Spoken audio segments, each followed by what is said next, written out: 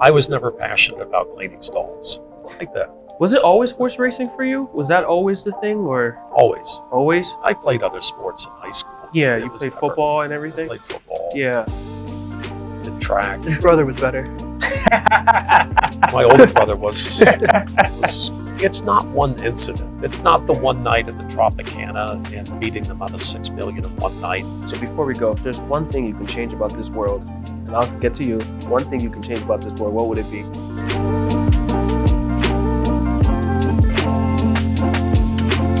Hey guys, welcome back to the Life Chat. Before we start anything, remember to like and subscribe and share this with a friend. And before we get started, I just want to let you guys know what we're here to accomplish. We're here to bring advice and professional experience from every aspect of life through the power of storytelling. So today I have two very special guests, and today we're talking about passion and legacy. All right, so we'll introduce them and we'll get started. So first of all, thank you for coming on. Thanks for having us. Yep, and thanks for coming on. Appreciate it. Thank All right, you. so before we start anything, I want you guys to introduce yourself and basically just say where you're from. All right, I'm David Johnson. I'm from Bensalem. And I'm Don Johnson. Was born in Santa Monica, California, but grew up in Oregon on a horse farm. On a horse farm. So that's what we're gonna talk about, a lot of that today. But my first question is, where did you come from? And growing up, when did you find your passion? And how did you find it? Define come from. What does that mean? So when I say come from, your background, how did you grow up? Your family, your parents? No, I grew up on my father wasn't in the picture that much when I was growing up. My father's was a former Marine. He passed away last April. Yeah. But growing up in Oregon on a horse farm is where I was introduced to horse racing. Okay, and what is one of the biggest things, if you can put one word on it, growing up, what did you learn as a child? Through your hardships, through things you learned, what's one word you can put on that? One word: One word. perseverance. Why Maybe. Perseverance? Well, because I think everything, if you're going to succeed at something, you have to work at it. And very few people are just gifted at something. Yeah. I mean, I think even Michael Jordan had to work at playing basketball. Yeah. I don't think he just walked on a court one day and was as good as he was. He had to work at it. Kobe Bryant had to work at it. Yeah. So perseverance. Perseverance. And before we move on, is there a story you can tell us from your childhood that you remember? One of your favorite stories? No, I don't have one in particular. It's just I was introduced to the horses at a young age and just started riding at a very young age. Yeah. Yeah. There weren't any other riders available on the farm, so to speak, so somebody had to do it. So you're in the right place at the right time. Well, hey, it was either keep shoveling used stable bedding, manure, cleaning stalls, or, hey, that looked like a lot more fun than cleaning out the stalls. Yeah. And David, let's move on to you. So knowing your roots and where you came from, how does that shape your life? I feel like it definitely brings a lot of pressure. Yeah. Along with the things I'm grateful for. I mean, knowing my dad had to work so hard to get where he is, and how he didn't have what I had growing up, but he was able to provide that for me. Not that I feel obligated, but it's just like something that drives me to want to be the best I can at whatever I'm doing. He's provided me with a lot of things that are going to help me be successful. Yeah. Not just like financially, but like what he shows me through his hard work, through what he's done, what he's accomplished. And what is your message to him? Because I have a father too that he went to medical school. And the perception is everyone has to go to medical school. You work 9 to 5, you make big bucks. So even me growing up, sometimes I felt pressured. Like I had to follow my father's footsteps. I had to go to medical school in order to be relevant.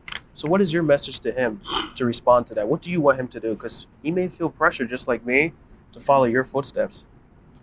Well, I think the same thing is with your father. I mean, obviously, to become a doctor, I don't know what type of doctor he is. He's a nurse, yeah, nurse. He's a nurse? Yeah. Okay, in the medical profession, yeah. Yeah. I mean, that takes, you have to go to school for that, Yeah.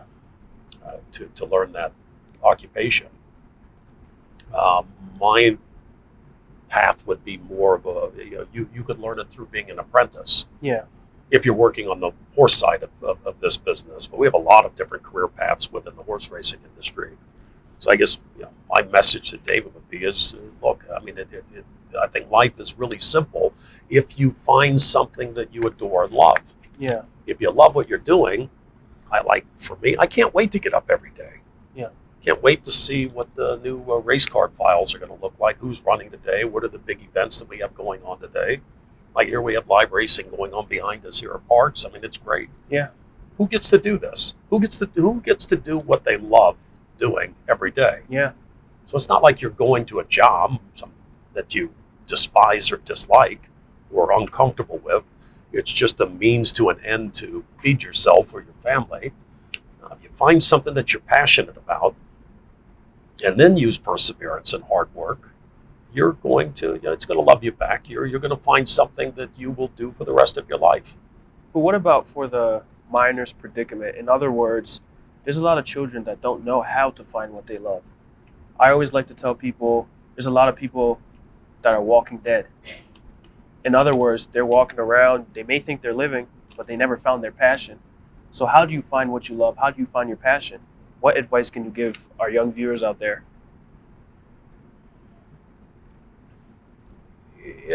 It's tough depending on where you're pigeonholed in life. Yeah.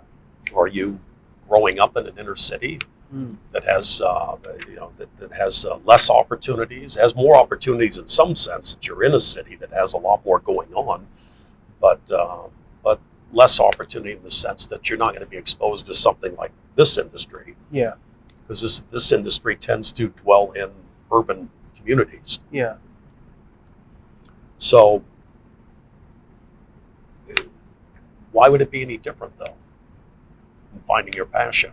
With today's technology, Yeah. it's made the world so small. I mean, you could literally visit any part of the world quite cleverly if you just want to surf the internet Yeah. and do your own research. So don't be lazy about it. If you're looking for something, you'll find it. Yeah. Even if you don't know what it is yet. So it might be trial and error. You're not going to like everything that you explore. Yeah. But you will find something that you're passionate about, and when you do, then pursue it. So the message to the young kids is getting out there and trying new things. Oh yeah, and the best time to do it is when you're young. Yeah. You have more energy. Yeah. So David, we're talking about passion. We're talking about legacy. We're talking about finding what your purpose on this earth is. That's what we're talking about. So how vital is your dad as a resource to what you do? In other words, at what age and when did you start shadowing your dad because you realize, oh my goodness, with age comes experience? Mm-hmm. How vital is that? It's very vital, and I wish I had started earlier. But it's just these past couple of years where I've been traveling, to LA, to Florida, wherever the tracks, just shadowing him, seeing how he interacts with other people, partners. Like if he puts on an act, but he really doesn't. He's just himself throughout his whole day. So it is really authentic when he says he wakes up and doesn't feel like he's going to a job because he doesn't. You know how some people they have to put on an act. Yep. Before they go to work. Yep. And try to get out of that when they get home before they go back to their family. For him, he's just him. He wakes up him, goes to work him, he goes to bed him, and he just it shows me that if you really do find your passion, that you should stick with that, even if you're not making money at first, because he never saw money until he was probably in his 30s, late 30s maybe. Well, I work for state government, and I mean, you're making a wage. Yeah. You're not going to get rich working for state government. When did you consider that, in a way, though, slavery? Because in other words, they control when you go to work, they control what you do, and they Don't get me started on that subject. But and look, I believe in education. I think that I don't think it would be a bad thing for the government to provide for, at least through an associate's degree or some kind of an apprenticeship for all young adults to at least continue after high school. But that's a different subject. I mean, when you get universities like Harvard with $40 billion endowment funds, and they're enslaving this youth that will rack up $500,000 or more in student loans to go there, Yep. and that cannot be erased through bankruptcy. So who's enslaved? Yeah. They're enslaved because they got to pay that back at some point. Yep. How do they do it? Yeah. It'd be 30 years. Some of these young adults paying that back, Yeah. and they might be in a dead end job that they don't even like. Yeah. So it's perfect you say that. That actually takes us into So who benefits from that graduate? yeah. Who? Google? Do they need more money? You're right. Jeff Bezos? Pretty sure he's got enough. Yeah, he does. Although I do order a lot of stuff on Amazon, but I think we're all guilty of that. Yeah. no, I mean, who is it? Microsoft and Bill Gates? I mean, who's living in these housing complexes that are at the foothill in Marina Del Rey, just down from Loyola Marymount? Yeah. You get these graduates, and they move from the university down the hill, and they're living in the apartments there. Was it a Google Village down there? Yeah. These big companies are the ones that benefit from it.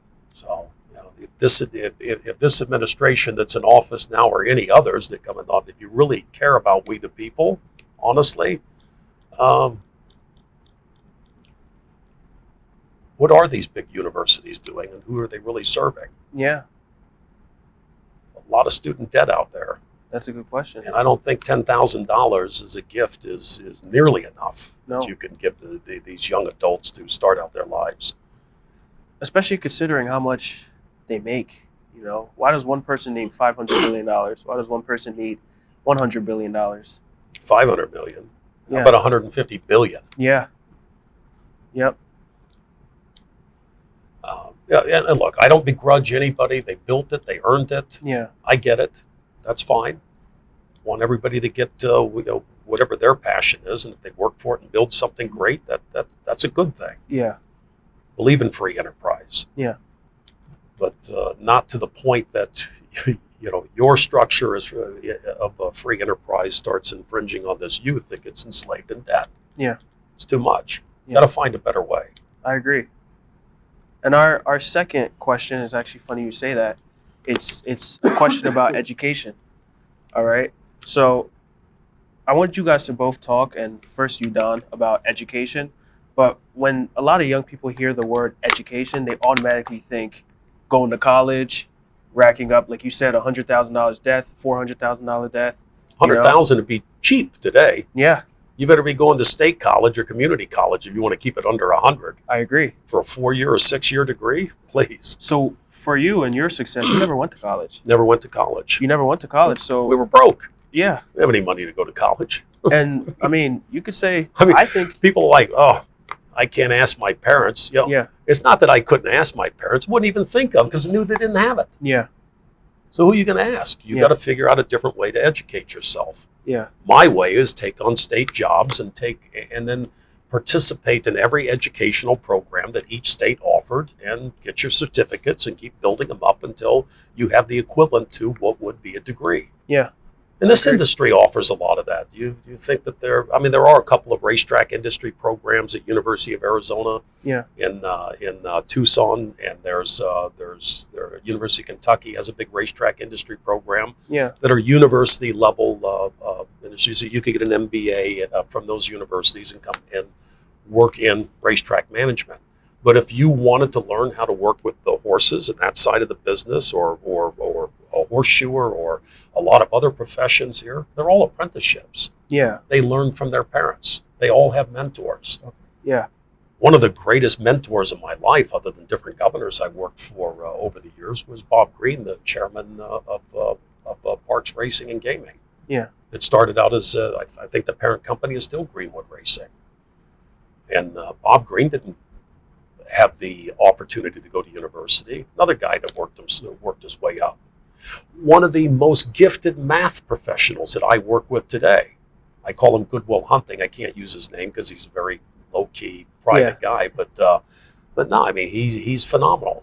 Never went to university and is as gifted at math as any PhD level or master's level from, you name it, from Harvard, Stanford, MIT, University of Chicago, Stony Brook. This guy's phenomenal. where did he learn that? He self-taught. So what is your message to kids out there that think they have to go to college in order to be You successful? don't have to go to college, but Yeah. you do have to find your passion. Yeah. If you don't, I'm going to keep saying this again and again. If you don't love what you do, you need to find out what you love to do. When you do, that passion is what's going to drive you. You won't be able to sleep at night. You'll be too excited to sleep. Yeah. Because you know that a new day is going to bring new opportunity for you every single day, and you're going to enjoy it. Yeah. And I guess before we get too far, why don't you let everyone know what you do and what your passion is? I still work in horse racing. Yeah. Predominantly, I work with different groups that write using historical data and creating algorithms and probabilities to create to trade in these pools in horse racing. Betting, really. Yeah. Same thing with sports. Yeah. So we're creating algorithms that we can predict future events and sporting events, including horse racing and anything in life. Give us enough data and end conclusion that we need to determine what's the most likelihood of these events happening given this historical information from the past. Yeah, we should be able to build it and test it and come up with some predictability that is better than what the public opinion is. Yeah. Yeah, I agree. And David, to you, since we're talking about education, I know we talked before, and you actually took a break from school. Yeah. A little bit. And why did you take that break? And what did you realize when you took that break? Because for me, I realized too, college isn't for everyone. And a lot of people that are successful, that make money, like your dad, they didn't go to college. So what do you think? What did you learn? When I first started at college, I did a semester at Westchester, and then I wasn't having a good time there. I did a semester at Bucks County Community College, and then after that, I decided to take a break and work. The reasons for that was, I guess it wasn't what I expected. I mean, it wasn't as challenging as I thought it would be. What I learned is that your education at college is going to give you the basics of what you need in life, but you need to apply yourself to that field. I mean, internships, real life experience is what is going to bring you success and raise you higher in life. So you think that right now shadowing your dad and learning from him is way better sometimes than getting that piece of paper? Yeah. I mean, the real life experience is going to help you a lot. I mean, you need your education. Yeah. But I agree. I think it's a blend of the two. Yeah. In today's world, you really. I think, but education doesn't always mean college. Like a lot of people think. It doesn't mean going to university and enslaving yourself in debt. Yeah. It doesn't have to mean that. Yeah. It can be something. It can be a hybrid of something. It can be self-taught groups that you put together yourself with a group of friends online, and you get together every day and trade ideas about how you're going to explore new opportunities. Yeah. All these avenues are out there. It's available to most people. If you don't have a computer at home, there's public libraries to go online. There's internet cafes where things are free. There's a lot of ways to explore deeper opportunities into other than just going to university. So how did you educate yourself when you found your passion? Believe it or not, I did do a lot of research in libraries back in the day. You didn't have a choice. Yeah. And it was a lot harder. Was the iPhone around when you? No. God. How young do I look? Yeah. Thank you. Thank you. You look young. You look young. You look pretty young. My God, they didn't even have flip phones then. Wow. So how did you? It was still pagers, right? Pagers. Interesting. Pagers. What I is remember the first cell phone. Yeah. I was trying it out. I was president of a racetrack out west. This is going back a couple decades. The thing weighed about 5 pounds. You needed a backpack to carry it around. What? How does so for guys like me that are young, you're young too. But what is a pager? How does that work? Just explain that to us. Pager, an analog pager. Yeah. They're we didn't have those. No, you're just texting. Somebody. You're just sending a text to somebody via a page. Yeah, but how did it look? Was it like a little? Just like Dick Tracy. Yeah. It's like the size of size of a credit card. Yeah. Only thicker. Yeah. All right. So next, we're going to talk too about investing the power of investing, but we just talked about, I want you to go deeper about investing into yourself and your future, but also investing your resources into something that matters. For example, we talked a lot about horse racing. That's a good investment. Investing in your family, that's a good investment. So, Very good investment. so what does the word investing mean to you? Well, exactly what you said. Investment in your family, Yeah. your family's future. If David has a solid future, Yeah. then I can rest and have a solid future Yeah. in watching him. You know, I think somewhere maybe it was lost a bit where you think back, I don't know, let's go back 50 years, Yeah. 60 years, 40 years, 30 years, 20 years ago.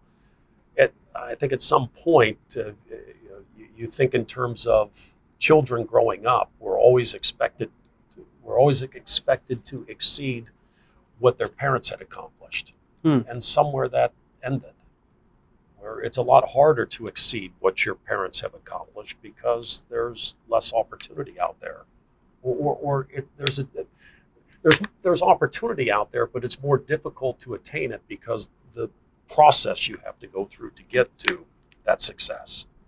But it's still going to start with finding something that you love Yeah. and want to do. Not sure I'm articulating this the right way, is that we were expected to exceed Yeah. what our parents had done. Okay. Where I don't think in today's world today, a lot of youth, young adults, feel like they can attain something that exceeds what their parents have done. Why is that? Is that on the parents' fault for not, being on top of their children? Partly because parents they're not leading and raising their children to participate in life. Yeah. To say, hey, this is me. This is how I struggled and grew up.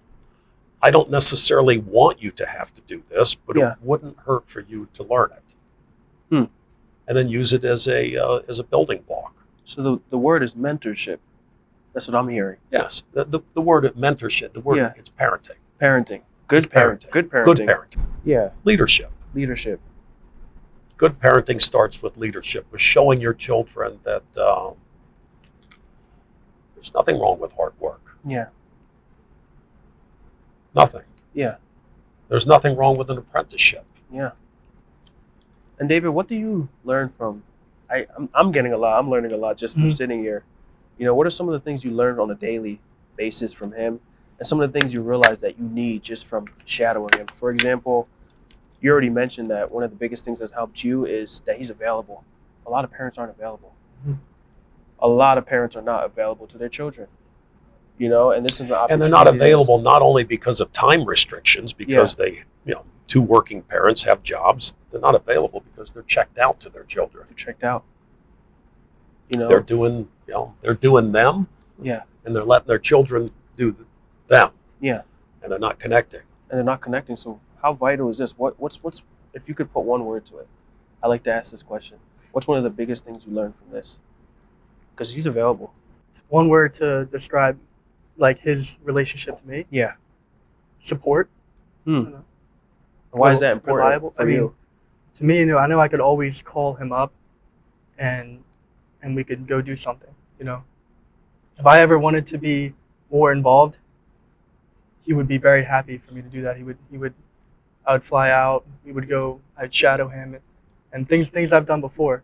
Yeah. Like just to get more involved, he would always be open to that and accepting. And if I didn't want to be involved, he would still be supportive, still be accepting. Because he knows how important it is to find your passion. Yeah. I think so if I found that somewhere else, he wouldn't shut me down. He would support me. Yeah. I would try to be understanding. For example, I think as long as it was something constructive. Yeah. Yeah. And something. Look, if you had obviously, if I wouldn't want to be supportive of something that was illegal. Yeah. So. Yeah, I think just smuggling. Yeah, that I would struggle with that. Yeah. I think, for example, you told me a story about how you quit football. Was it football or basketball you quit? I quit football. You quit football, year. Yeah. and he was very understanding. What do a lot of parents do? A lot of parents, when their children quit basketball, quit football, what do? They scream at them, they curse at them. But at the end of the day, it's okay. That's not constructive. That's not And constructive. it's not going to help long term. Yeah. And trust me, I put enough pressure on myself, and And I knew that about David's personality, that he had already punished himself enough mentally. mentally about it was hard to walk away. And how much did he help you in getting past that? Because that's important. I think it was a personal journey. Yeah. Yeah, this is something that I did, and he wasn't much of a part of that. Yeah. I played football for 6 years. It was my senior year. We were finally gonna all shine, but then quarantine, COVID happened, and we had a season cut short, and the coach just started putting in younger players for experience. There were no playoffs that year. Seems foreign to me or strange to me that the coach would start starting younger players. It's like, my God, you're not coaching the Eagles here. Yeah, right. This isn't like, Yeah. I got this not even 30-year-old yeah. veteran. He's getting a little Yeah. long in the tooth. I've got to Yeah. find some Yeah, younger right. And players to we're not replace them. we're not even a team that recruits or anything. We had good players, players that went on to do D1, D2, but Mhm. we weren't recruiting. And it's kind of like, I think it was our first game when I had the younger kids. I wasn't playing. Me and my buddy RJ, he was actually the first to quit. So they came over. The kids are coming over. They're in the game. They don't know the plays. They're asking us what they're supposed to do, and it's just like, that's defeating, because we know what we belong out there. Mm. But we didn't take it out on them. We told them everything they needed to know Yeah. to try to help them be successful, because it's the coach's decision, not theirs. And they're Well, gonna- I personally think that was a lapse in judgment Oh, yeah. in And this then, coach's coaching style. yeah, Right? And look, I realize nobody had ever lived through a pandemic before, Yeah. so all rules were out the window. Yeah. But still, it's high school. You want Yeah. to start your seniors, Yeah. and at least give them that opportunity in their senior year. Yeah, so it was my good friend RJ. He decided, what, I'm not going to deal with this. We worked hard, and if this is how we're going to be treated our senior year, then I got to walk away from this team, because we believed in it, and we believed, and we loved our brothers on the team, but he said he didn't believe anymore because they didn't believe in him. So he stepped off the team. Next day of practice, coach comes in. He said, we have a lot of players that don't believe in what we're doing here. You quit on us. And I was He done. was talking indirectly. Mhm. Yeah. Yeah. Everyone knew who he was talking about. Yeah, And for him to comment on that, he had no reason to comment. So Yeah. next couple of days I thought about it, and I went and I told him I was done too. Hmm. So Well, props to you. A lot of people won't quit. They would stay there, take pressure, let it eat at them. And some people don't know when to quit. mhm. But Man, sometimes it's important And I to get don't out. look, it's not quitting, you're moving on. Moving on. Yeah. You're moving Yeah. on to something that is going to enrich your life long term. But when do you know to move on? Well, one of the reasons I disagree with this coach, you know how many young lives that affected, this coach Yeah. making that decision to start sophomores and juniors over seniors? Yeah. Some of those seniors, the only chance they have of even getting a partial scholarship Then. was that. But if you don't get playtime, Mhm. it's going to be really tough to get even a partial scholarship. Yeah. So what chance did you just give some of your seniors? You just took that away from Mhm. them. Yeah. Me personally, I didn't plan on playing at a higher level in college, but RJ, I'll admit, he was better than me. Yeah. So seeing him walk away was like, wow, it definitely was inspiring. So do you think that. it's a moral obligation for the older generations to mentor the younger generations? And like you just Absolutely. said, give them a chance? Absolutely. And it shouldn't just stop with your own children. Yeah. Yep. There's no reason that you can't rise up and help others, Yeah. help themselves to create a career path Yeah. or something that they love to Yeah. better their lives. Yeah. It will also in turn help you, I believe. Yeah. I believe. I don't believe in this shrinking nonsense to make other people comfortable around you. No. Yeah. You want to help your friends and family. You do the best that you can in everything that you do. And if there are mentors that you in a vocation or occupation that you really aspire to do, then grab onto that. Yeah. And if they're a good mentor, like Bob Green was to me, and Bill Hogwood to a lesser degree here at Parks in Greenwood, they're they can't wait to share. Yeah. Good leaders can't wait to share. Yeah. They love it. Yeah. Yeah. And with that, I mean, I think it's very important, especially to our young viewers and everything. It is vital that you find a mentor. That you find at the end of the day, the biggest teacher is experience, but it doesn't have to be your experience. You can learn from other people. You can preferably learn from your parents, but also people that are willing to put knowledge out there. You know, people that are willing to put knowledge out there. So my next question is, when did you start making money? Because like you said, you grew up very poor.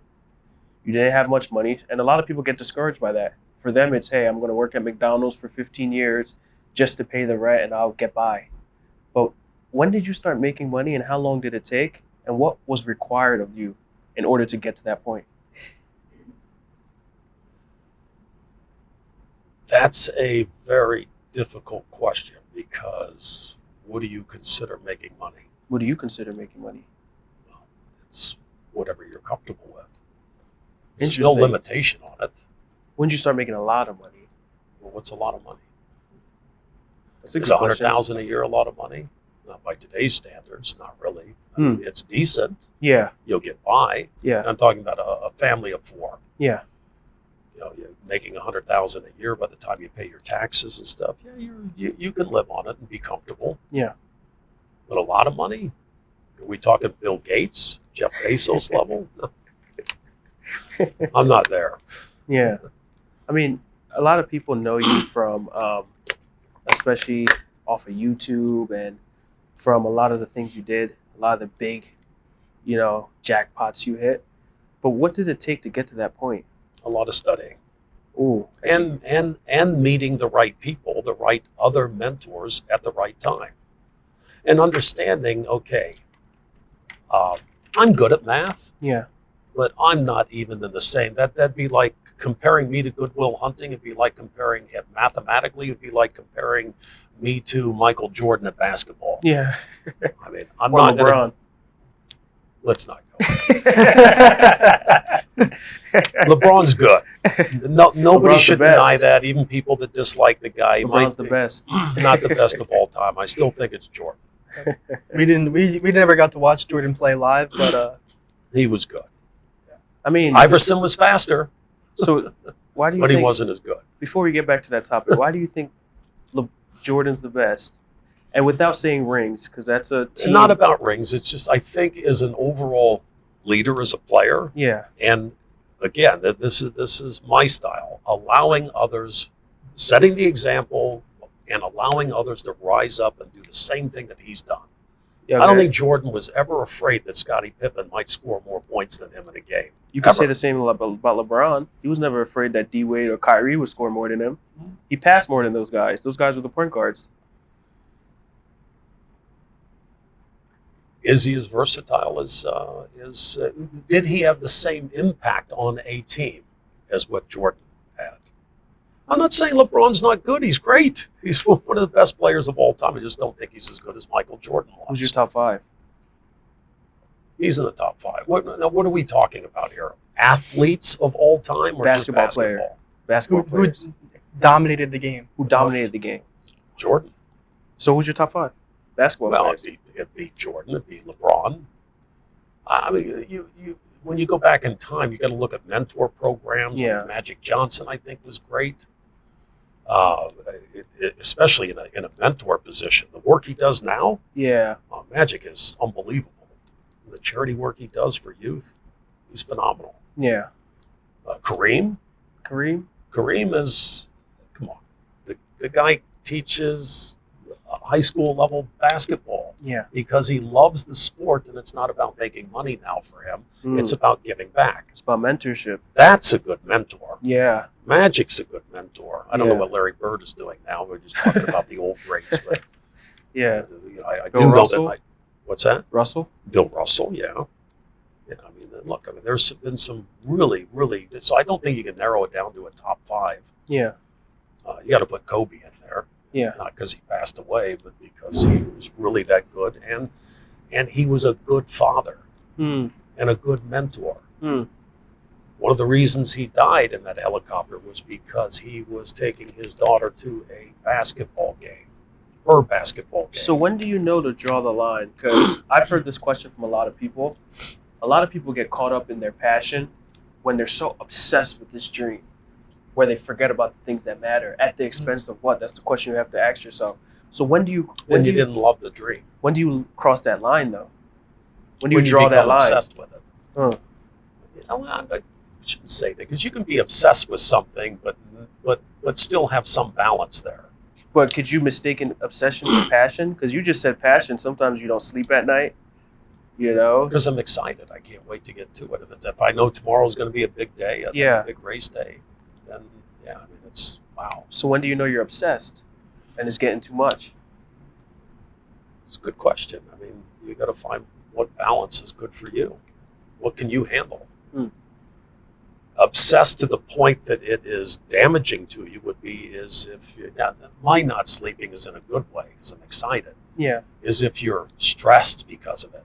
Yeah. You're stressed because I'm staying after practice for 3 extra hours because I'm stressed that I won't be able to perform at the level that I need to stay on this team or to stay in the game, or whether it's doing what I do with the horse racing stuff or analytics or anything else in life.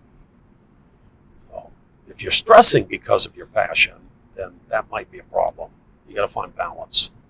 I mean, look, I'm a former athlete, professional athlete. I was a jockey. Yeah. 6'1", weighed 108. Yeah. Tacked about 112 to 114, depending on races. And look, you might say that was obsessive, and it was, to the point that it was damaging my health to the point that I had to quit. Yeah. So it wasn't quitting; I had to retire. But I didn't quit my industry. Yeah. I stayed in the industry my whole life because I love it. Yeah. But you still found time for the things that mattered. Yes. And what matters? A lot of people don't know what matters. What matters? What can make a difference? Number one, family. Family. Look, we don't have a society of people unless we have youth that have something to look forward to. We need young adults. Yeah. We need smart, intelligent young adults that find their passion in something that they love to do and then excel at it, like yourself. Yeah. You're very good at what you do. Thank you. And I don't know what you do outside of this. Yeah. Thank you. Your father is very good at what he does. Yeah. Probably loves the medical profession. Yeah. He does. And David, what do you say for young people that haven't found their passion yet? Have you found your passion? I can't say that I have. Why? Fully.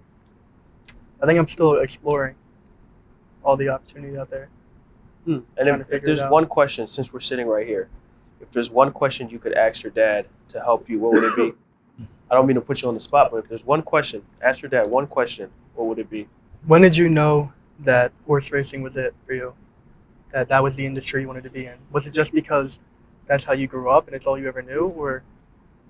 Well, I can say this, is that early on, you usually start out, when you're working with the horses, you start out grooming on the farm or on the backstretch.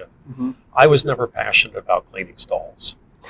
Just didn't quite do it for me. But it was a good, it was a good footprint. Yeah.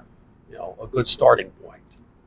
But once I actually had the opportunity to get on the backs of horses and ride them, that was it.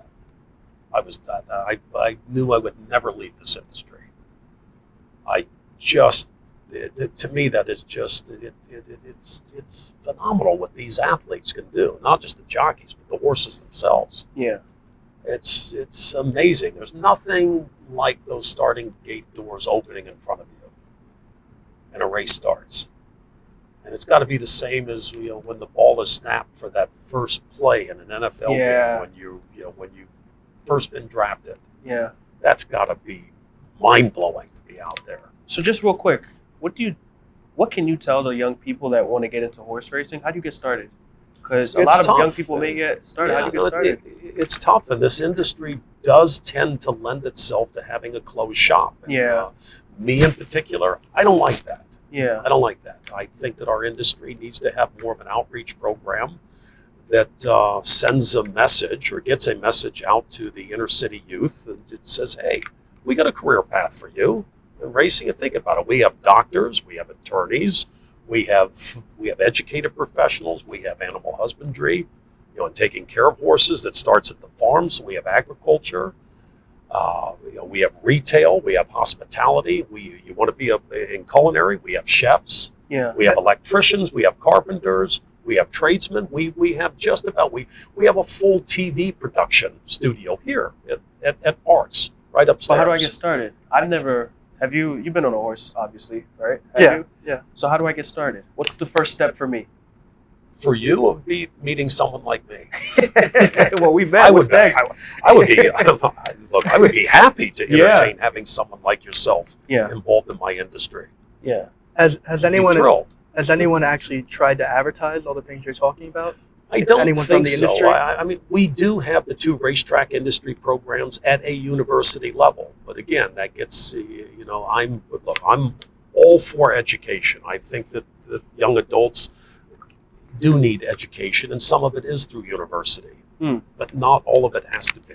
Yeah. So I think my industry needs an outreach program that gets the message out there that says, hey, just come look. There's no harm in looking. Look, I'll personally take you on tour. Can I actually do horse racing here, like lessons and stuff? No. Oh. No, because it's and that's the other thing. It's restricted because of the gaming nature of it. So the gaming nature of it makes it restrictive. So you can't go on the backstretch without a license. You can't get on the. So there are no training centers here, but there are a lot of training centers out there in the form of farms Yeah. where you could break into it theoretically, but it would be difficult. Yeah. That's something I would like to see changed. And I would like to help incorporate that change in this industry so that we have an outreach program. Yeah. I mean, quite honestly, no secret that purses are being supplemented, that the horses run for purses. They're being supplemented by slot machine revenue. Yeah. Slowly, the legislative body seems to be taking away pieces of that revenue that Yeah. would otherwise go to purses. Why are they doing that? Because I don't think my industry has made itself as relevant as it could to these inner city communities and to the constituency, the voting population of each state that they're in, Pennsylvania included, and say, hey, we have a career path for you. Yeah. Let me show you what we can do for you. There's something for you here in my industry, in racing. Interesting. And until that happens, I think it's going to be tough because politicians, what do they want? Yeah. They want to get reelected. Yeah. They don't get reelected by having more used stable betting. The one job that I did, but not my favorite at the track, but they get reelected through, what do they want? They want better children's education programs. Yeah. That's an outreach program. We have a career path for you. Let us help shape what you might consider. Maybe you don't wind up in racing, but we can show you different occupations or trade paths or career paths that you might be interested in. And if you are, you might become passionate about it. So And if you love it, you'll never leave this industry because this industry is fun. yeah. So David, I mean, hearing this, does this industry at all, does anything about horse racing? What part of it appeals to you? Because you shadow him all day. You ask him questions. You answer some of the questions I have. Mhm. So what appeals? What appeals? What about the industry appeals to you? Man, kind of like what he said earlier. There are big tracks all over the country. That means you get to travel for work. You get to meet new people all the time. It's just Wow, that's a lot of life is networking as well. the networking part of it. I mean, I definitely like networking. I think I'm good at it. The traveling, I would have no problem with. It's definitely a lot of things are enticing about it. I guess. He works from home or from wherever he is at the time. Now, we have commercial offices too, but rarely go into a commercial office. This is my office I like this office. right here. This is every racetrack is an office Yeah. to someone like me. Yeah. Yeah, I feel like for him, it's like the tracks are like his second home. Yeah. It's like his embassy that he can go to. if he needs to. Anywhere he's at, go to a racetrack. I could be that ambassador. Yeah. I like that. Was it always horse racing for you? Was that always the thing, or Always. always? I played other sports in high school. Yeah, It you was played never- football and I everything? played football. Yeah. Did track. His brother was better. My older brother was decent high school player. Yeah. Yeah. And And he did- Was he better? He played at the University of Southern Oregon. Yeah, well, I don't. Look, we're not going to get it up. I love my brother, so. yeah. And before But he loved football more than I did. Mm, I played football because it was the thing to do in high school. I didn't Yeah. love it. yeah. I'm not even sure I liked it that much. Yeah. To me, it wasn't. Well, and for you being 6'1" at the time, right? 108 pounds, it was definitely hard on your body to take those Well, hits. when I played football in high school, I would balloon up a little bit, up to like 135, 140. Played football at 140, and then in the summertime, diet down and ride races at Mhm. 110. Yeah. Yeah. Oh, there's a race. Look at that green horse in the back, man. Live race. Yeah. I've never watched horse racing live. Now you have. Now I have. Live. Yeah. So before we get into our last question, I just have one more question. All right. And a lot of times, first of all, it's kind of two questions before, but the first question I have for you is, what would you say the biggest accomplishment in your life so far is?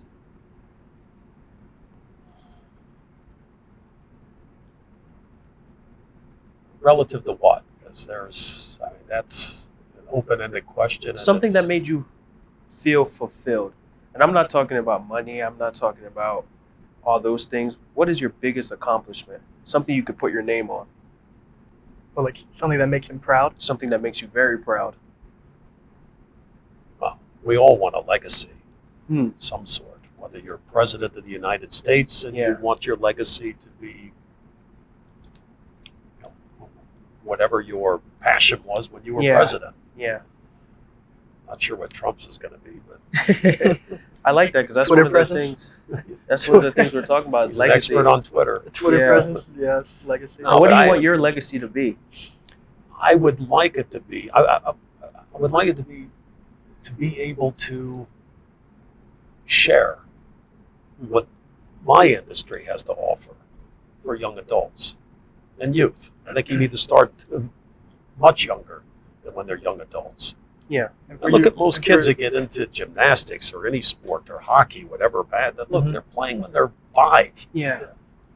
And, So- and for you to be able to do that, like you said, you start trying to break those barriers to entry on the industry. Because you said there are walls up. There are walls up because it is I think it's too much of it's an industry that looks in on itself Yeah. as far as running the industry. But it's an industry that puts on a show for the public. Yeah. So you really need support from your local community Yeah. and and each of the states that these venues, that these racetracks sit in. And in order to do that, that would be my next goal, big goal would be, I want to leave behind a legacy where we have accomplished getting a message out to youth that, hey, just let us share something with you. Come take a look. Mm. You might not wind up in this industry, Yeah. but let us show you what we have to offer you. Yeah. It's here. We have scholarship programs. We need more of them. Yeah. More of them. And you also did betting for a little bit, right? Still do. Interesting. But that's the mathematical side. Okay. Yeah. Any youth, if you're highly gifted at mathematics, Yeah. I want to talk to you personally. Yeah.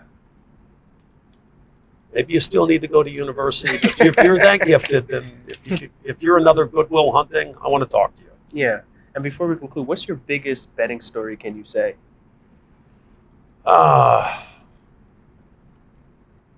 I'm asked that so many times.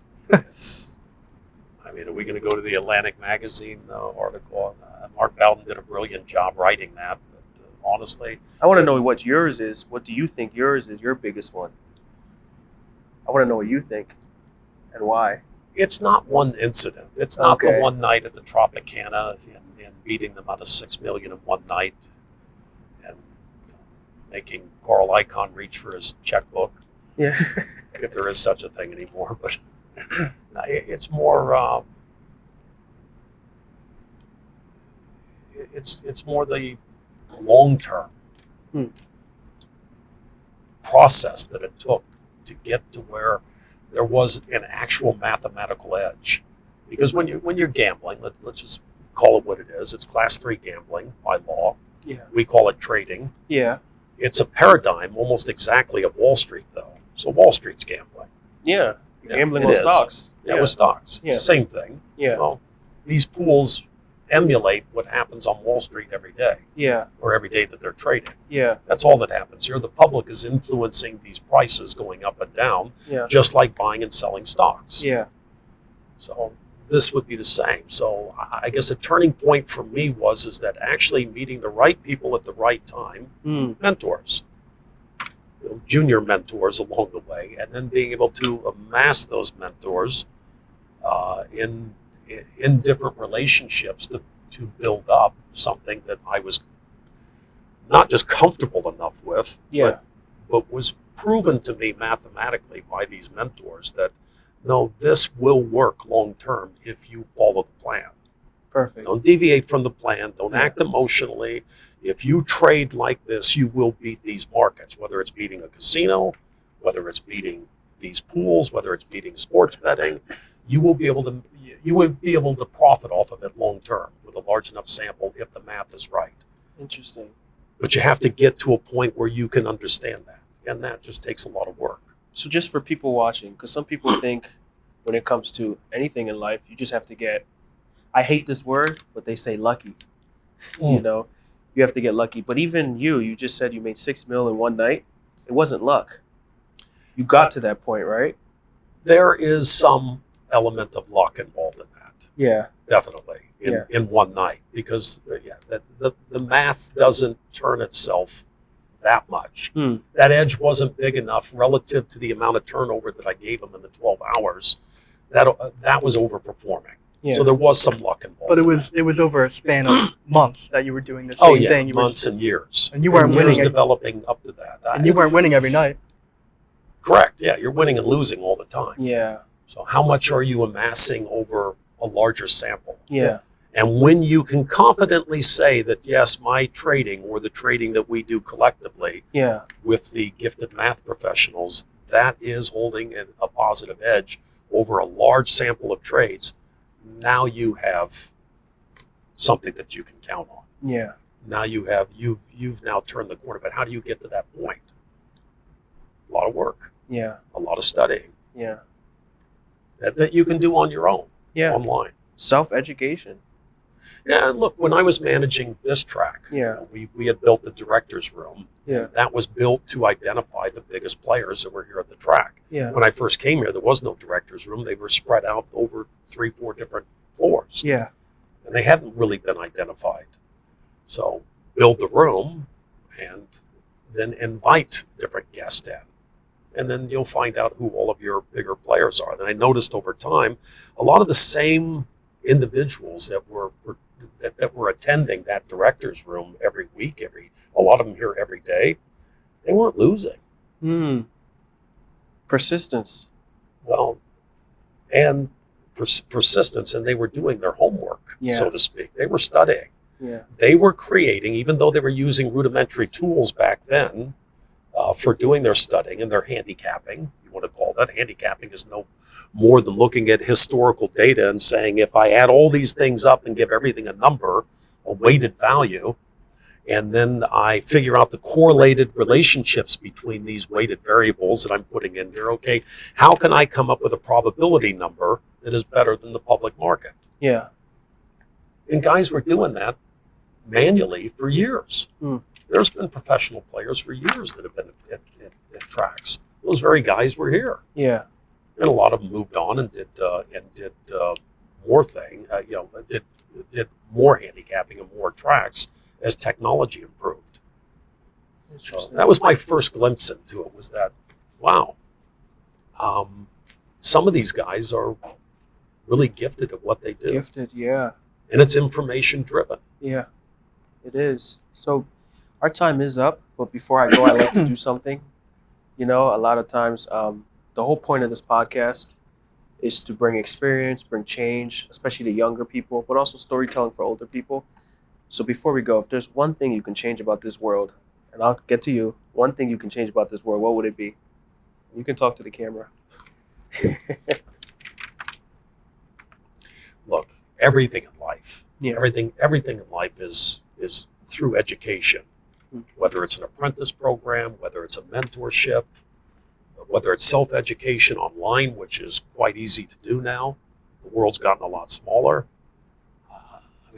Look, educate yourselves. Yeah. Educate yourselves about everything in life. Are you ever too old to receive education? Never. When you stop learning, if you stop learning, you're probably in a pine box. Yeah. Never stop learning. Never stop learning. That's a good one. What's your one thing? Yeah, I mean, I could change one You thing. can change anything. There's no parameters in this world. What would it be? Education's a good one. A lot of people don't have the proper access to resources to get educated. Yeah, Yeah. but it doesn't have to be through university. Yeah. That's not the I end think, all. I think what it would be is to push opportunity. Hmm. Provide people with opportunities, everybody. Whether it is through the college or universities or internships, apprenticeships, just help people find their passions. Give them the opportunity to do that. I mean, this country was founded on apprenticeships. Yeah. It was, and mentorships. Yeah. It was founded on that. What was wrong with that? Yep. Nothing. Mm-hmm. We just need more mentors. We do. We need more good teachers. Yeah. Then the education process it'll happen. It will. And thank you guys so much for coming on to the live chat. Again, Don Johnson and David Johnson. Don't forget to like and subscribe and share with your friends, share with grandma, grandmother, anyone who seeks to get better. Thank you so much for coming on again. Thank you. Appreciate your time. Thank Yeah. you very much. Thank you.